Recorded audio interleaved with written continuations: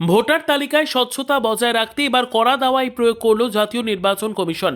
রাজ্যে ভোটার তালিকার বিশেষ সংশোধন এবং এসআইআর সংক্রান্ত কাজে গুরুতর অনিয়ম ও কর্তব্যে গাফিলতির অভিযোগে ইতিহাসে এই প্রথমবার সরাসরি হস্তক্ষেপ করে 7 জন অ্যাসিস্ট্যান্ট ইলেকটোরাল রেজিস্ট্রেশন অফিসারকে সাসপেন্ড করা হয়েছে।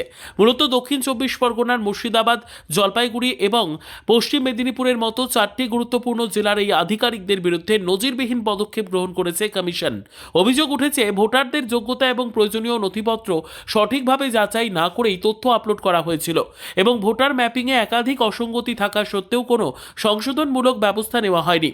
কমিশন সূত্রে জানা গিয়েছে, সংশ্লিষ্ট 7 আধিকারিক হলেন দক্ষিণ 24 পরগনার ক্যানিং পূর্বের সত্যজিৎ দাস ও জয়দীপ কুণ্ডু, জলপাইগুড়ির ময়নাগুড়ির ডালিয়া রায়চৌধুরী, মুর্শিদাবাদের শামশেরগঞ্জের শেফাউর রহমান ও ফারাক্কার নীতিশ দাস, মালদার সুতির শেখ মুর্শিদ আলম এবং পশ্চিম মেদিনীপুরের ডেবরার দেবাশিস বিশ্বাস।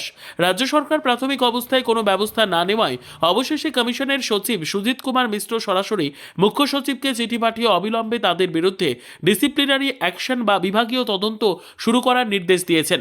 কমিশনের দাবি, এই আধিকারিকরা নির্দিষ্ট নির্দেশিকা ও আইন লঙ্ঘন করে ক্ষমতার অপব্যবহার করেছেন, যা নির্বাচনী প্রক্রিয়ার পবিত্রতা নষ্ট করার শামিল। এই ঘটনাকে কেন্দ্র করে ইতিমধ্যে রাজ্যের রাজনৈতিক মহলে তীব্র আলোড়ন সৃষ্টি হয়েছে।